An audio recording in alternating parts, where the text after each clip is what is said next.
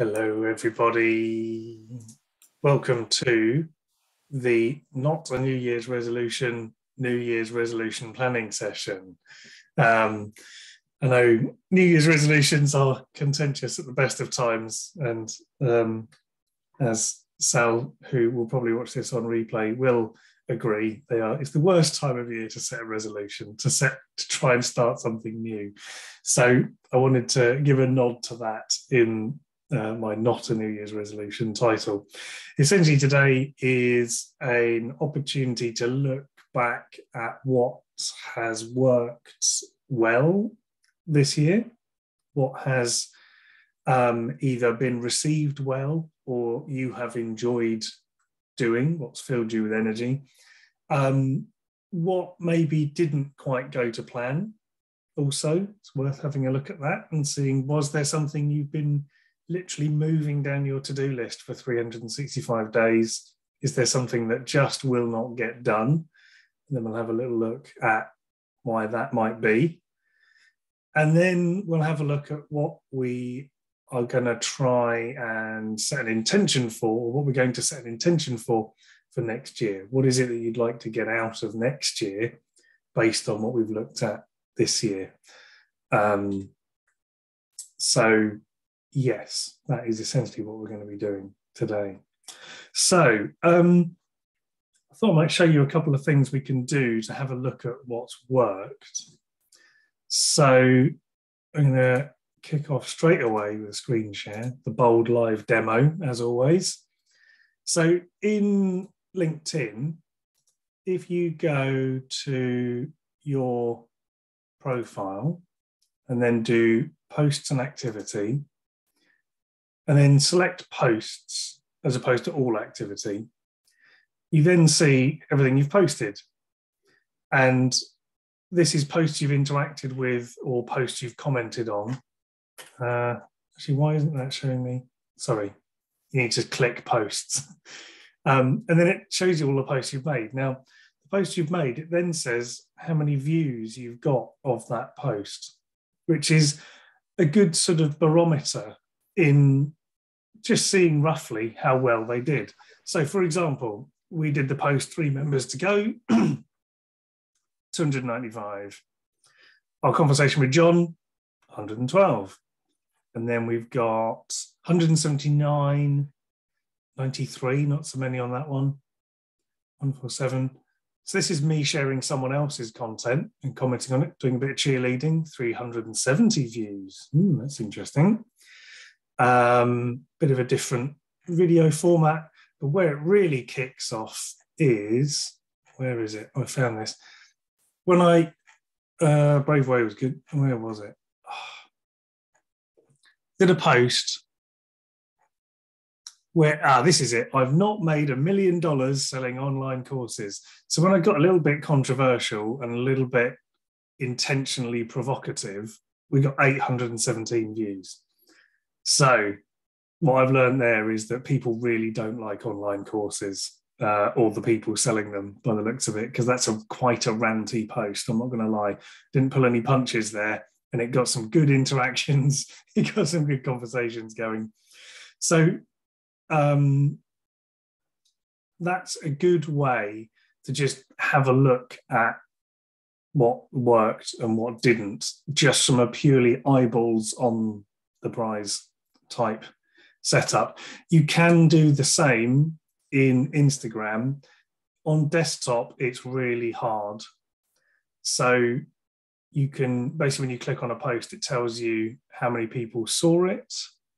Sometimes, basically in the app, it tells you a lot clearer. It's much better in the app. In the app, you get that whole analytics panel, which you don't get on desktop. So if you want to have a look through Instagram, I would recommend using the app to see what worked. If you've got an email that you've sent, I think both MailChimp and Drip do all your emails in a long list with some rough stats. I would be looking at, is there a particular email that got a higher open rate? Is there one that got a really good click rate? Is there something about that content that stood out? Obviously, if you're using Facebook or TikTok or any other social network, you can do the same thing. Essentially, what we're just looking at is what was well received. So obviously, that's the best indicator. So what I would invite you to do now is to pick the channel that you feel that you get the most interaction on, the one you get the most sort of conversation started from. So if that's your email, check your email. If it's LinkedIn, check your email. Have a quick look now, go into that analytics bit, have a scroll through and see if you can find your, on paper at least, most well-received post. And also note down if there was one that's noticeably lower. So we're looking for the high and the low on your channel. I'm going to have a good old scroll back and see if I can find one that is noticeably lower.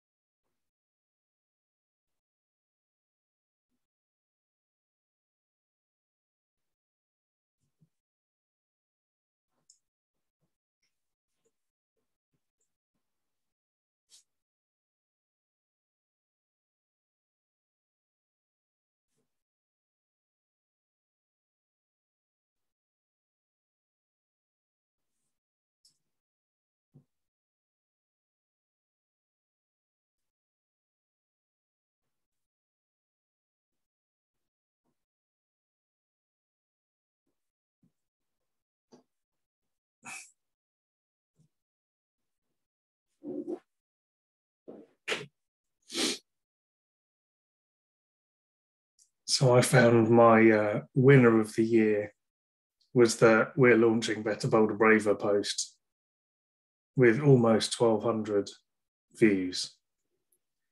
My least favourable one was a blog I really enjoyed writing, actually, which was how to recover from perfectionism, or how to get past being a perfectionist, which with only 12 views. Oh dear. LinkedIn is obviously full of perfectionists who absolutely will not be told otherwise. What's interesting though is all of the ones that got under 20 views are all LinkedIn articles. Every single time I posted LinkedIn articles, I may as well not have posted it. It was a complete waste of everybody's time and all the electricity involved in making that article happen. If I do it as a blog post, the opposite is true. It's really interesting. So bizarrely, don't know why, this won't last forever. So if you are watching this in a few months, don't take this as read. Yeah, it appears that posting off of LinkedIn, weirdly, so taking people out of the LinkedIn platform, is working better on LinkedIn.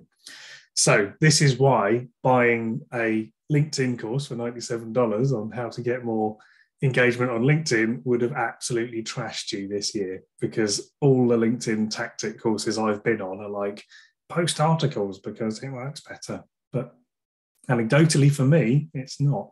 Has anybody else found a high or a low, or is anybody else seeing the opposite? That would be interesting, wouldn't it? If anybody else is like, my articles are on fire, but my blogs are not happening. Yeah, my articles are my lowest views, but they still have good well, yeah, the lowest views, the lowest kind of engagements, like likes, whatever's, and some comments, but the comments are quite good. I don't necessarily, I know you're not all about metrics, but I think that if I think about what's supporting my business to grow, the comments in them are still really valuable to have. Yes, indeed. But the posts that have had the most views, and I've got one that's almost 8,000, one that's 6,000, and a couple at like 2,000s. I mean, I'm regularly getting thousands, and it's always when I post a picture of something that's not expectedly work. Interesting. So a real life photo. Yeah. And I guess it's surprising, it's intimate, it's human, and they're getting, that's definitely the theme there. I definitely hear what you're saying about the comments. Even though I might have only got 20 odd views on those articles, the comments are as high as posts with thousands. So arguably they are working in starting the conversation, because if 6 people, 10 people are starting a conversation, whether it gets thousands of views or 20 views, then arguably, if we move away from vanity metrics, then they are as effective. So there's a number of ways to look at that, because the article has kept people in LinkedIn, which is good. They've commented, which has started the conversation. That's definitely a good sign.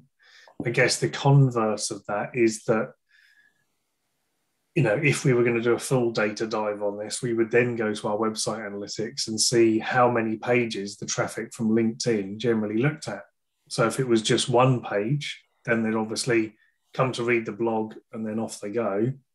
But if they're viewing 2 or 3 or 4 pages, then they're having a look around when they get there.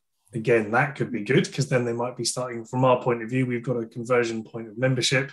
You may have a conversion point of booking a call, downloading a guide, sending a message. You know, it's about understanding that journey, isn't it? So I guess if you're still in the building phase of getting traffic and interactions and engagement, then obviously those are the metrics to look at. Whereas if you're in the, I'm looking for calls to be booked, for things to be downloaded, videos watched, then you need to sort of map it together depending on where you are.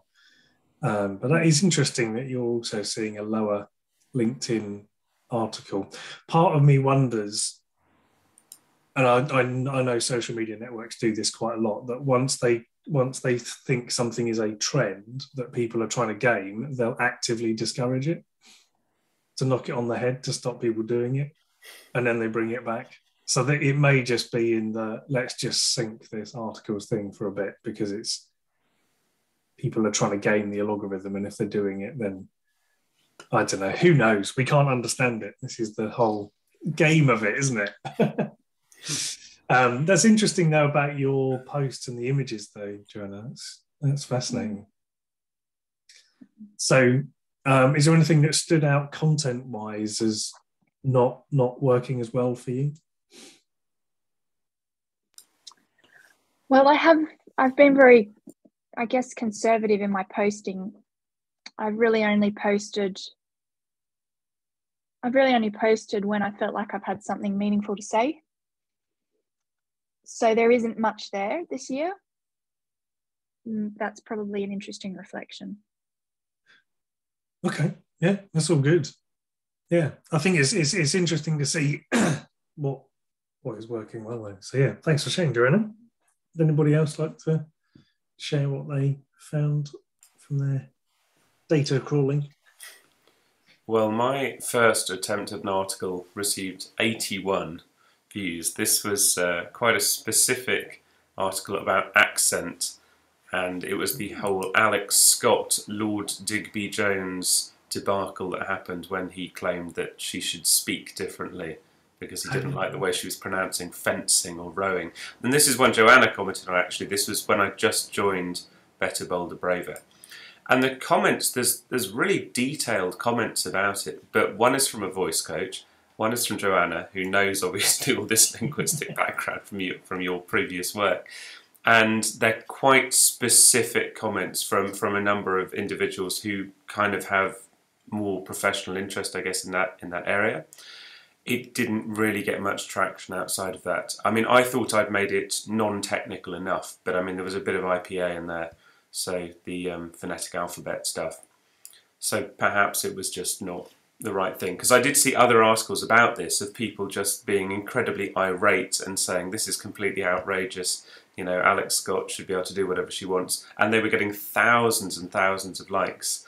And I thought, oh, okay. I tried to do a slightly more measured post as to why this actually happens and the kind of unearned privilege kind of moniker that's going on in the background, but it didn't really fly in terms of what people wanted, I guess. They just wanted outrage and, yeah, I hate this. This is absolutely outrageous. How can he do this to her? Sort of thing. Yeah. So that was my least successful this year. Yeah. And then the others have all been kind of more sort of moderately middle of the road. I mean, all about 300, 400, 500. Variety of things I've done since their posts. It's interesting looking back earlier in the year, because there are a couple. I did one about patriotism and how my sort of view about patriotism had shifted quite a lot with the Euros, which got over 1,000 views and some interesting comments from people I didn't know. But this is all kind of slightly tempered by having done one of those wonderful $47 LinkedIn lead generation courses and trying this horrible piece of software, which I didn't like, to try and attract like more, you know, interaction and stuff. And I tried it for about 3 weeks and then I just switched it off because it just seemed completely against what I was actually interested in, which was actually furthering the discussion rather than just getting sort of, you know, the vanity metrics, as you're saying. So it's a bit hard to know with some of those how much of that is down to that and how much of that, because I mean, I had one post that got 6,500 views, one of the carousels I did earlier in the year, but I don't know to what extent that is through just kind of that kind of trying to game the thing, and what extent that is actually people that I might want to look at the content looking at it. Carousels do work. People like them. It's like a mini slideshow. Everyone loves a mini slideshow. Secretly, everyone loves it, even if they hate it. They say they hate it. Very interesting, though. I think it's, it's interesting they're all getting similar levels, which is good. Consistency is the key. So, yeah, interesting stuff. Okay. Excellent. I've got the same. Yeah. I got the same sort of outcomes as Joanna and Kieran. I think anything that's a photo, like a photo that I've done, has done better. But the things that I've noticed are it's something that triggers an emotion, which is something that Kieran, you kind of mentioned, and Simon, you said in yours. So I did one, are you a manager or a leader? And that got more reactions.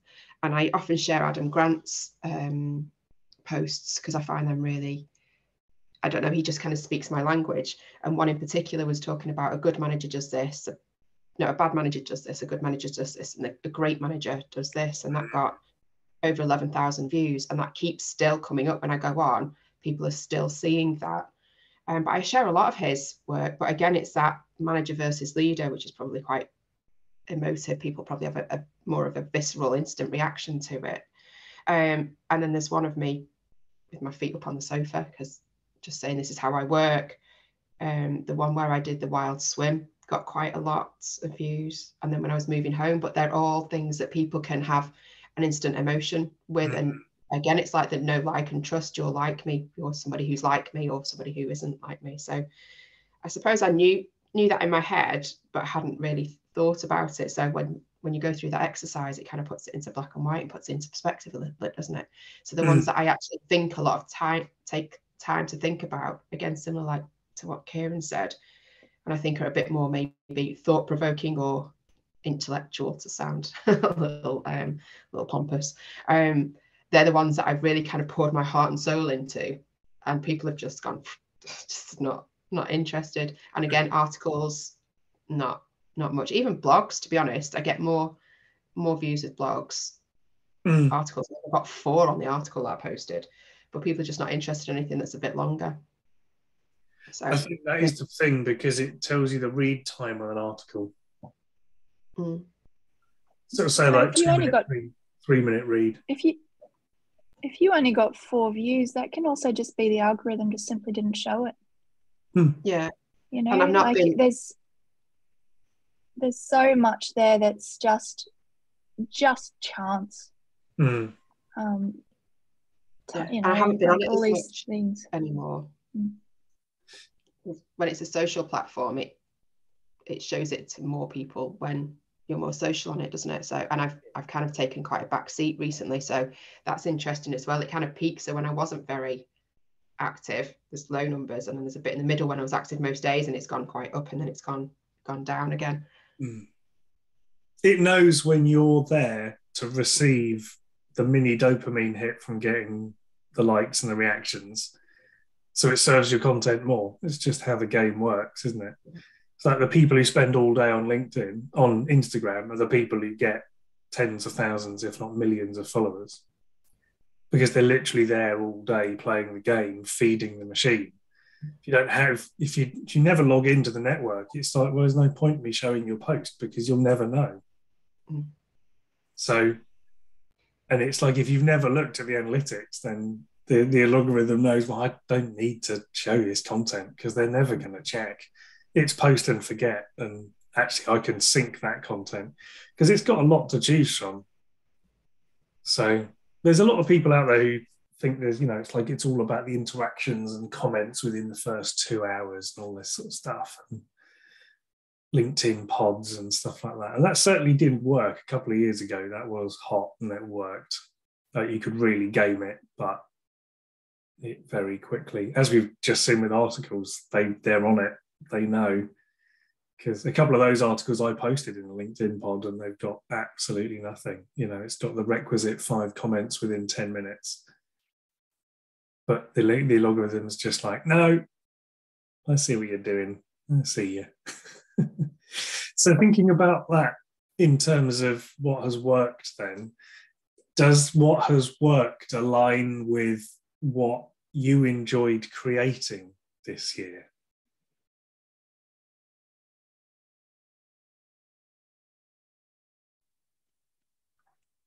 I only created when I enjoyed it. So yes, yes to all of it.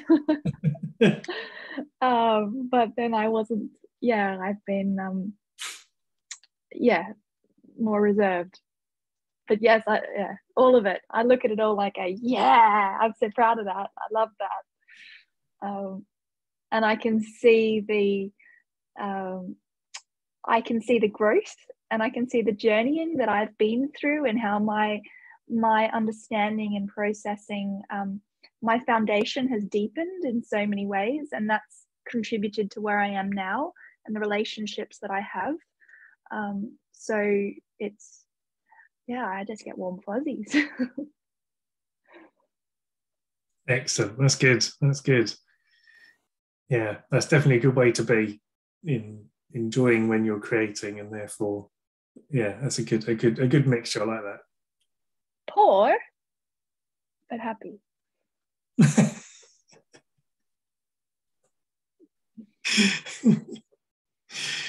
The true artist.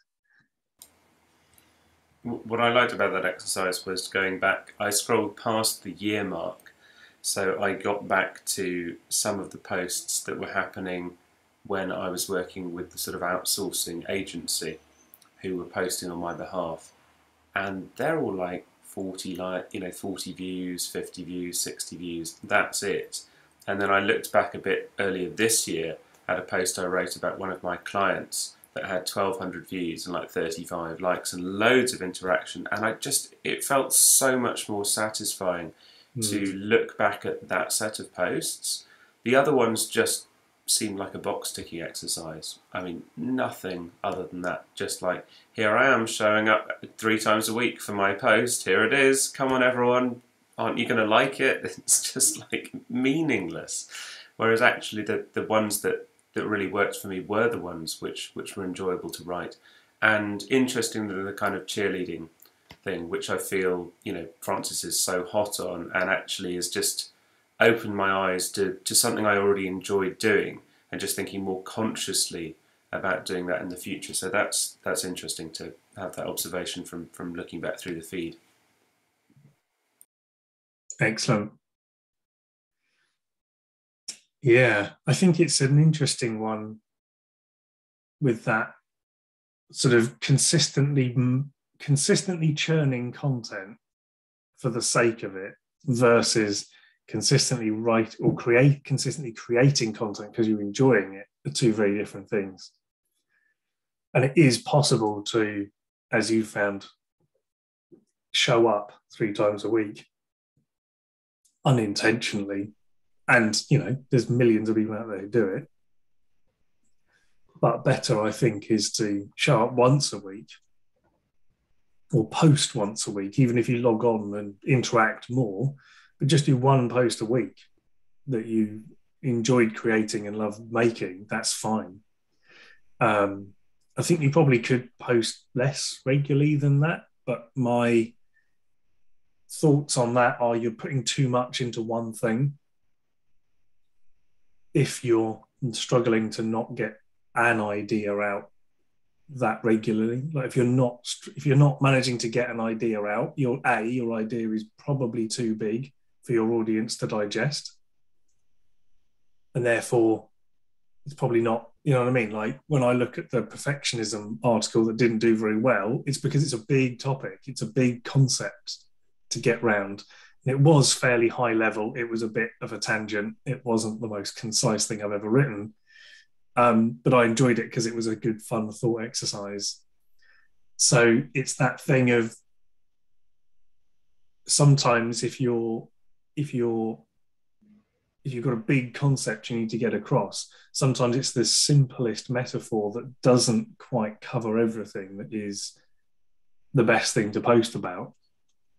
And the idea being that you then have a longer guide on your website that does explain everything. So, when we post about the coach's marketing journey, we don't explain the coach's marketing journey every single time because that's a 5,500 word guide on the website. It's all 6 chapters, all spelled out. It's exactly how it works. It's a huge, long document that's taken a lot of time to write, but it means now, whenever we talk about it, we can literally just link in. I can highlight and say, when you're following the coach's marketing journey, you'll find this app, and people will go, oh, what's that? Click. So if you have to keep unpacking every idea as it comes up in the blogs, that can be why they sometimes, if anybody is watching this struggling with getting the ideas out regularly or in a concise manner, it may be that actually what you need to do is write a very simple blog. And even if you just say there will be a full guide explaining this coming soon, that's fine. If you go back to some of our earlier blogs, all we're doing is saying, here's a massive idea that's really simply explained, and there's loads more information coming, but you're going to have to wait for it. And it's that kind of stick around for the good stuff. And actually, I think that does keep people interested. It keeps them on their toes. It kind of keeps them like, oh, I'm curious now. Why is Kieran going to explain to me about that concept? I'd like to know. And obviously, if you've got a newsletter sign up on your website, that's a great way of saying, hey, I'm going to write this guide in, a couple of weeks' time or the beginning of next month. If you want to get a link to that, then just pop your email in and I'll email you. So you can almost kind of use it to your advantage by not fully explaining things. So that might be something to consider if you've looked back through your LinkedIn feed and thought, oh, I'm only managing to get out once a month here, but you're writing 4,000 or 5,000 words a go, or 2,000 words plus a go. My advice would be you really, really need to be wrapping it up at 1,000 words, and like it needs to be done and dusted and home and dry by 1,500 to read it, to have people really engage with it. There will be the keynotes who will read 2,000, 3,000 word blogs, but those people don't get much else done in their week. So it's it's a case of you've really got to want to read it if it's over. Hence our guide. It's a long guide. And so when someone's ready to digest that, they're moving through that process of change. They've gone past the point where they're resisting change. They've gone into the point where they're like, I'm up for some change. I need to know more about this. And then they'll go on the deep dive. But if I was to put out a 5,000 word guide to the people in the unaware and say, hey, unaware people, here's 5,000 words on what might be a problem you're experiencing, they're going to be like, yeah, thanks. But at solution aware, 5,000 words that's just, a prudent thing to read before buying something, isn't it? That's just what you would read if you were, time you would spend. So, so the next question is, what's that thing that's been on your to-do list for 2 months, for 3 months, for 4 months, that has been pushed and pushed and pushed and pushed? It just hasn't got done. So I'll kick us off with one, because I looked at this morning, so I had a slight head start. And it's YouTube versions of our blogs for me. I've literally been pushing that for 6 months. And it's just because I can't be bothered to stand in front of the thing. It's like, oh, I've got to do that, and I've got to do this, and I've got to do that. It's just always the time I've attached to it is too big. So as a task, investment versus return, for me in my mind, it's always just easy to push. So that for me is something I've been pushing back. And I think it's probably also a bit of comfort zone as well, mixed in for good measure. Has anyone else got anything that they have been pushing? I've got two. One's not marketing related, which is getting my tax return done. And I wanted to get it done by the end of the year, and I'm losing time. It's only a few weeks left. And then the podcast that I want to launch, which it feels right that I'm pushing it back because I don't want to take on too much.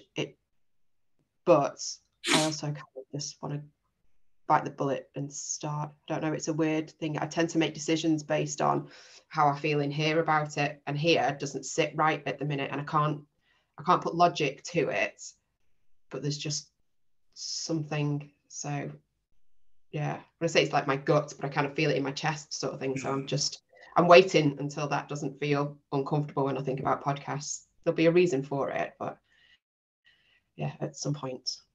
So they're my two that I've been putting off. Yeah, I'm also in the tax return camp. Tips and tricks in the tax return, I think so. Yeah. Oh yeah, we should do, really, shouldn't we? But just fills me with dread just thinking about it. But well done. We've already done it and submitted it. Well done. But ooh.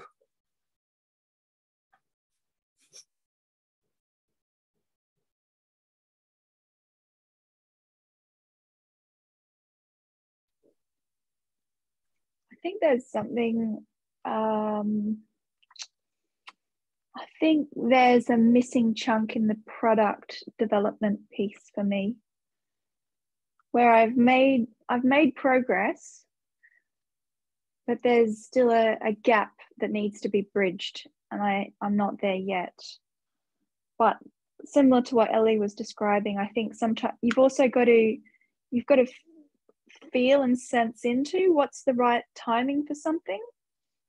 And I think that I'm still building my sort of foundational understanding of what these products are and how they sit together and what's the context around them, particularly with the shift from the UK to Australia that I'm now having to navigate as well. So yeah, I think sitting with the discomfort of knowing there's something that you want to do but it hasn't been done, I think that can also be productive in its own way. Sometimes it's just paralyzing, but I think we can generally sense the difference between them. I would entirely echo that, Joanna. That's really interesting that you mentioned product, because that's how I felt very much from the summer, from seeing the Better, Bolder, Braver network and having this realization that I was just missing this really fundamental piece of product, that I had the in-person coaching in groups and the one-to-one coaching, but I didn't actually have anything that was fundamentally about getting people interested in the bigger idea of it and actually providing an accessible level of education about the voice coaching that I wanted to do, that actually anybody could sign up for. And I am deeply in the middle of that, sort of massaging that through. And it feels like, it doesn't really feel like it's one point, it feels like this huge ball of different things, and I'm slowly picking them out one by one, sort of untangling all of the threads. And I mean, it's interesting to have things like the Mighty Networks price increase, which provided a sort of artificial need for me to go, okay, well, I've been thinking about this for several months, I'm just going to press the button now. I will save 20%. I'm effectively buying myself 2 months, so I know I've got to have done this in order to make this work financially by this point. And that has provided an artificial impetus, but I find that quite useful, actually giving myself a deadline that I've imposed, which feels external, because I know it's something I want to do, and it actually just gives me some sort of gumption to go for it. But product development has definitely been it this year. The realization that actually it was never about marketing, as clearly evidenced by looking at my news feed from last year. That was never the thing. The thing was, I didn't really know what I was actually giving to people. I wasn't terribly clear about that. And yeah, so that's my rather big ball of yarn that I've been slowly untangling, detangling. Yeah, it's interesting, very interesting. Yeah, I think product is a really tough one. It's something that it's always evolving as well, which makes it even harder, because it's like you think, oh, I could do that, and then you're like, oh, but actually I could do this, and then you're like, oh, but actually I could do that. And it's kind of that thing of like, you have to get V1 out there in order that you then are able to judge whether your ideas around it were right. And there's that, like, one of the best bits of advice I think I got last year was sell it, then make it. And it's that if you can call 10 people or email 10 people and get at least 5 of them to say yes before you've even made it, just on the concept alone, then you've probably got a good product. If you can get more than 5 people to do it, then you've got a very good product. If all 10 of them say yes, then it's too cheap. That was it. That was just like, oh yeah, that makes a lot of sense. But before you've even done anything, just a landing page, this is what is going to be happening if you want in, do this. And you just send it to people and ask them what they think. And if all of them come back and say, sounds like a great idea, let me know when it's starting, then you know you've got something to build. Whereas if less than 5 of them don't want to do it, then it's not right. As long as you've emailed your ideal client at that point. Obviously, if you've emailed your mum or your Auntie Sue, it's not the same. It doesn't really count, because it's they probably wouldn't buy it even if it was £2. So it's the you've got to be your ideal client in that case. But I think what's interesting there is so in that sense, there is a way of using marketing to make a product. in the sense that you can sell it, then make it. So if you can sell it just through doing a post of saying, hey, I'm thinking of doing this thing. Do you want to come along and join me doing it? Here's the landing page, book a call if you're interested. Or for everybody who likes and comments, you drop them a message saying, hey, you know, you want to have a chat about it or whatever. So it's definitely a way of gauging whether people are keen or interested in the idea with marketing, but it does need to be considered. And I think to me, it loops back into the comfort zone thing of, it does take a bold move to actually put something out there, especially if it isn't even ready yet. It's not finished. It's not even made. There's nothing there. It's just an idea. And I think if you can get comfortable with doing that, it really helps with product evolution. Because you then get into that thing of like, oh, okay, well, the next time. So, you know, it's like, well, we've got 4 sets of sessions. We've got 10 sets of sessions that I'm doing, and they're starting in this time. Then once you've filled those up, it's then, okay, well, now I'm going to evolve the product slightly, and it's going to be this. So the next time you do it, it's that. And then you can kind of get into this always almost thinking out loud, working out loud type marketing, where you're just saying, you know, based on what we've just done with these 4 people, I'm now adding this workbook, or you now get access to the community, you know, for a year when you sign up for this, you know, because that's what you've seen people like and people respond to. So it's definitely a way of combining things, but I think there is definitely a way of merging those ideas together. So I guess my invitation then is to think, well, based on what you've been, you know, kicking the can down the road with all year, based on the thing you really don't want to do, and based on the thing that has worked really well, what would be an intention for next year that kind of merges a bit of all 3? So it kind of speaks to what's worked well.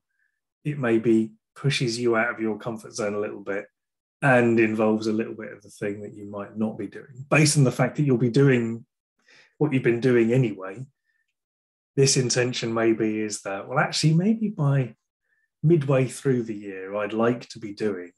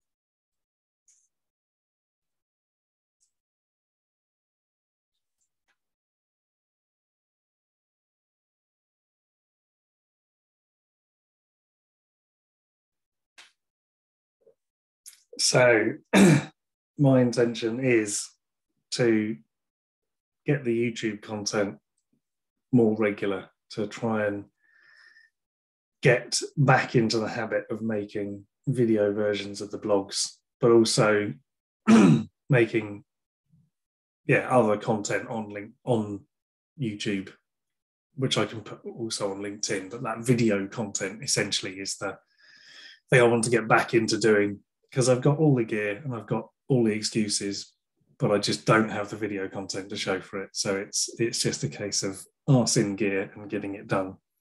So would anybody else like to share what their intention is for next year?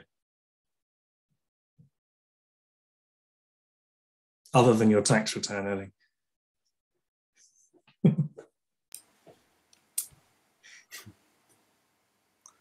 Happy to share mine. Yeah, sure. So, as you know, now I've pushed the button on actually getting the Mighty Networks thing. My intention very much is to do some early testing in January, to launch that in February, and by the middle of next year, what I would like to do is to have reached a number of members that make it viable to actually cover its costs, at least. I'm not expecting it to be sort of profitable or anything by then, but I'd like it to be covering its costs. So that's my intention. Very nice. So a self-sustaining community by the middle of the year. Good.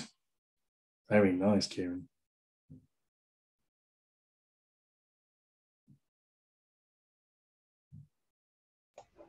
Mine's not quite as tangible as that, but my reflection's more on, because I'll probably be having to have a full-time job next year as well, but I don't want to ditch what I've been doing with Elevate. I'd like to grow it, but a little bit more, I don't want to say organically, but it doesn't feel like the pressure will be there quite as much to get people to connect with me, because I'll at least be generating some income another way. So I'd like to use social media as more of a creative outlet. Like Joanna said, that I want to do the things that I enjoy on there, and I do have a lot of kind of creativity that I feel that I need to get out of me. I don't whether people are interested or not, I feel better when it's kind of out there. So yeah, I would like to just use that for something that I enjoy, and then hopefully be able to, by having this period of time sort of to think about what it's like with a full-time job, and using this creatively, sit with the discomfort again, as Joanna said, and just see what kind of comes up. I'm sort of giving myself maybe 6 months in a full-time job, and probably in 6 months' time be like, right, okay, so where is this this going? But yeah, it'll probably be a period of discomfort, but it'll be quite interesting. Yeah, very nice. That sounds good. It's a good intention. I think it sounds like a fun thing to work on for sure. And I think it's there's definitely a lot to be said for creating the kind of content you want to create, working through that process of learning whether you actually enjoy doing the kind of thing that you think you'd enjoy doing. I've certainly discovered a lot of stuff I thought would be fun that's actually really not. But you only know, I find, by actually giving it a shot. So I think it's a fun intention, and I think will help with exploring ideas and concepts and articulating those. So I think that'll be a really interesting process to go through. Yeah, sounds good, Danny. Yeah, it goes against the grain as well, because I'm a planner, and I like to go, right, okay, by end of Q1 I want to have achieved this, and by middle of the year. So it actually feel a little unsteady by saying, I don't know, I'm just going to see where it takes me by, and review it again in 6 months' time. Feels like I'm flailing around, but I think it's the right thing to do. Yeah.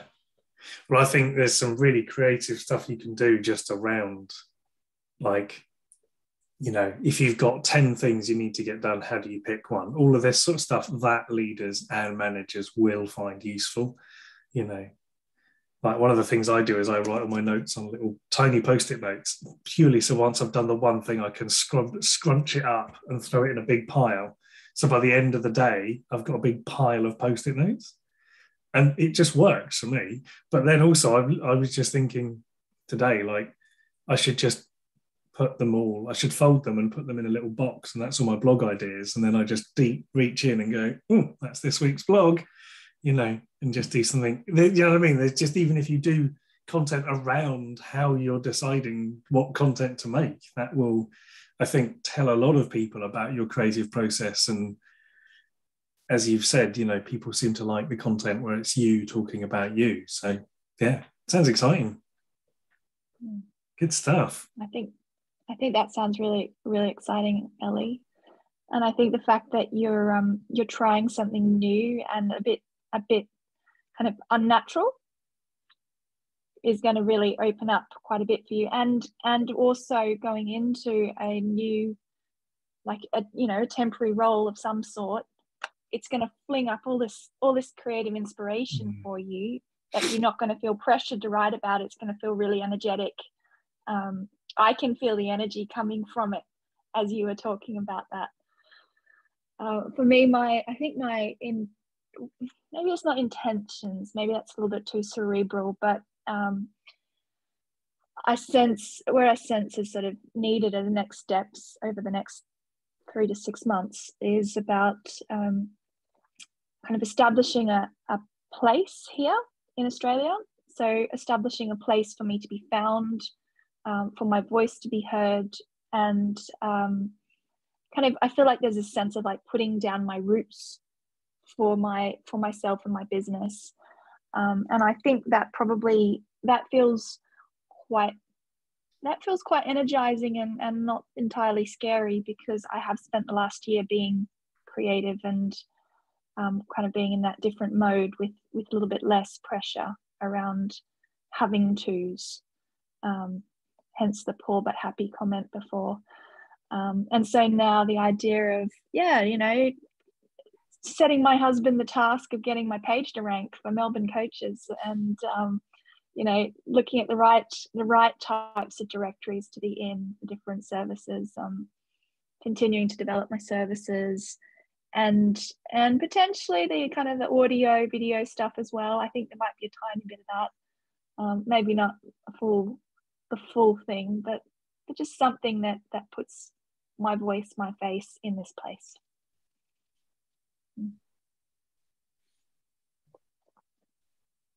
Yeah, very nice. I think there's some good things to work on, some good targets in that sense of like, there's quite a tangible thing of like you can work towards in terms of like, Melbourne coaches there's a lot of fun to be had around that. I think there's some good intentions there, some good, direction from all of you, which is really good. So, yes. So that's a great, I think, conclusion to the year, really, which seems bizarre to be saying on the 14th of December, but ultimately, the way it lies this year, that is it from the tools and techniques sessions for this year.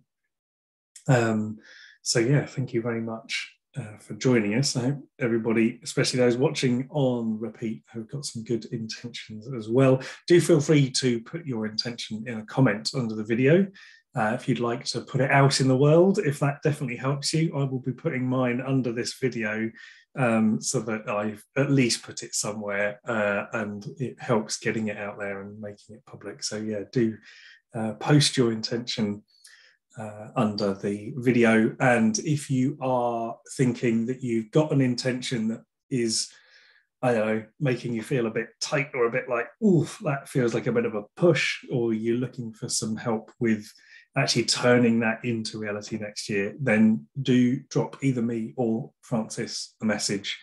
We're definitely up for, helping everybody and making sure we can get everybody to where they need to be next year. Also, if you're feeling a bit pressured and it's all feeling a bit much in terms of like, I don't know what to do next, I need to do something, then definitely do reach out to us, because that's what it's all about this time of year, So do reach out if you need to. Thank you very much, everybody. I will see you in the new year.